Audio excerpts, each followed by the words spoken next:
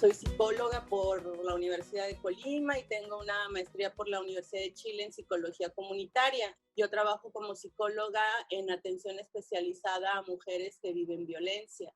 Durante mucho tiempo he estado inmersa en este panorama de atender a mujeres pues que en algún momento de sus vidas dicen ya basta, ¿no? Y entonces buscan respuestas, buscan, inclusive ellas mismas se cuestionan, ¿estaré bien? O sea, no estaré mal, a lo mejor yo estoy exagerando. Y es ahí donde entra mi trabajo, ¿no? Hablar un poco de los derechos humanos, hablar desde la perspectiva de género, hablar de las desventajas como colectivo genérico, entonces, mi trabajo consiste de manera fundamental ahorita a nivel laboral, estoy en esa parte de atención. Encontré una amiga y dijo, oye, están solicitando gente en el centro de apoyo donde yo trabajo. Yo había hecho ya un diplomado en estudios de género, que era una condición para ello. Pero tenía un año trabajando ahí cuando a una amiga de mi infancia, de mi adolescencia, la asesinan aquí en Manzanillo.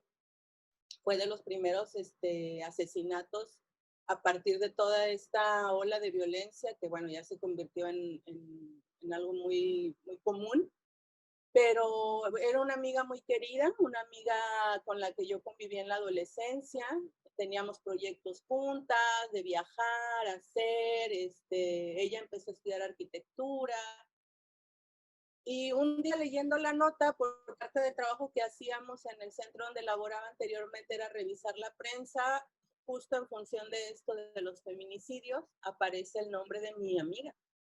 Yo rápidamente le hablo a mi amiga, le digo, oye, estoy leyendo en la nota el nombre de, ¿es ella? Sí, es ella, ¿no?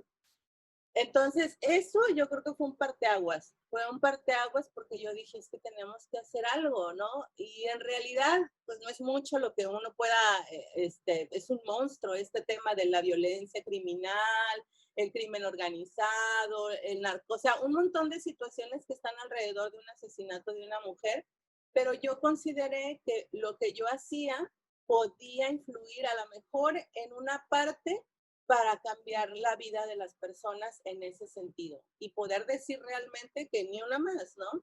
Y digo, es que eso fue, el asesinato de mi amiga fue un parteaguas, o sea, no podía dejar de pensar que era una chava de mi edad, trabajando, además ella trabajaba, tenía un trabajo remunerado, honesto, digamos, entonces, ¿qué pasó, no? ¿Qué hay alrededor de la muerte de tantas y tantas mujeres? Que estamos hablando de que a hoy las cifras son 10 mujeres al día, por Dios, ¿no? Entonces, eso, pensar en que lo que yo hago puede contribuir en alguna medida para disminuir esas cifras o para disminuir, porque no es una cifra, estamos hablando de personas que tienen hijos, que tienen hijas, que tienen un proyecto de vida, que pertenecen a un colectivo, a una comunidad.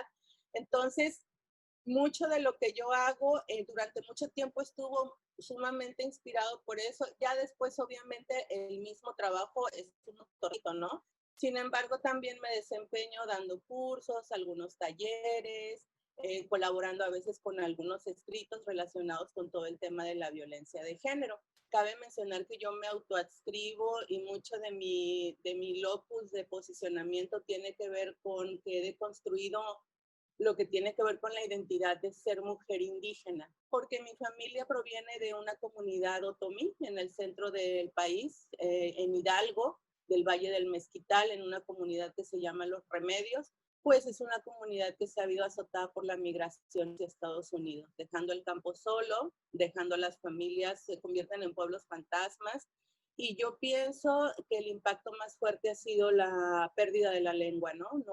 Ya no hay hablantes de otomí en esa comunidad. Había 1000 hace 10 años. Ahora estamos hablando de que se ha reducido considerablemente.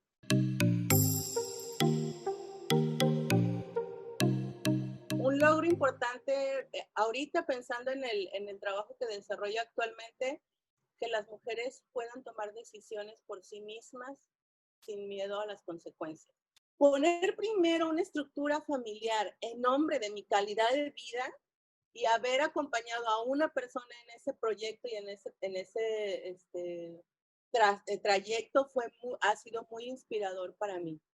no se tenga miedo de tomar decisiones que van en contra de lo que dice la religión, el Estado, la familia, tu vida, el mundo entero, ¿no? Porque es muy difícil tomar decisiones en función de lo que se nos ha impuesto como verdadero y como única realidad.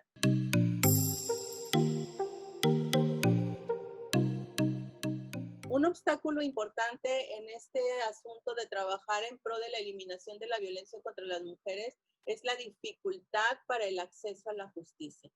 O sea, yo puedo apoyar en que una mujer decida ir a denunciar y cuando toma esa decisión de denuncia, se encuentra con todo un sistema de justicia obsoleto, no actualizado, que se rige por valores tradicionales, que esperan que las mujeres cumplan un rol y los hombres otro. Hay otros problemas para ellos que son más urgentes, más prioritarios, que en este momento pues sí nos colocan a las mujeres en una doble situación de vulnerabilidad.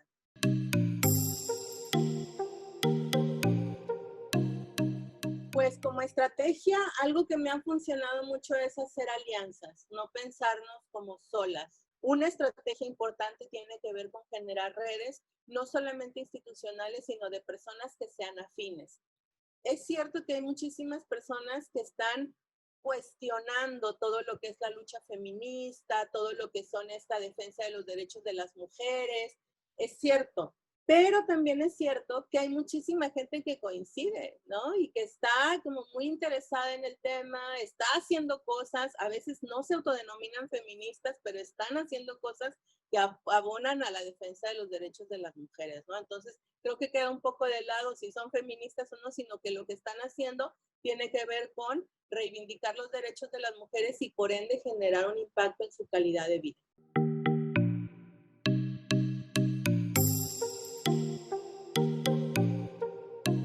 Como sugerencia, yo les diría, no dejen que los consuma el individualismo. Es la estrategia que fundamentalmente tiene un sistema neoliberal, por así decirlo, un sistema capitalista que no le interesa que generemos redes. Yo les aconsejo, les sugiero, les pido que volteen al otro lado, volteen a ver a su compañera, a su compañero, le preguntes qué está pensando, que generemos esos diálogos, esas redes y que podemos juntos tener un impacto en el mundo que hemos recibido. El hecho de que ustedes estén viendo este video ya los coloca en una posición de privilegio, porque tienen acceso a internet, porque tienen acceso a una computadora.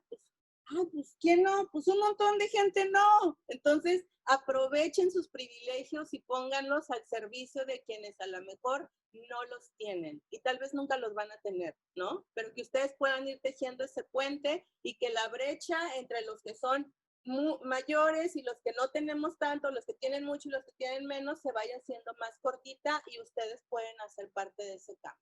Entonces, hacer algo en estos campos o con esta población y en este tema de la violencia de género es algo que realmente a mí me genera mucha motivación para poder, si puedo impactar la vida de una persona de 100 que atiendo, no sé, para mí es muy, muy inspirador, ¿no? Poder generar este cambio en las lógicas de cómo fuimos socializadas las mujeres, pareciera que tenemos ya un destino escrito y poder cuestionarnos, ¿no? Un poco y decir, ah, caray, o sea, puede que no sea así.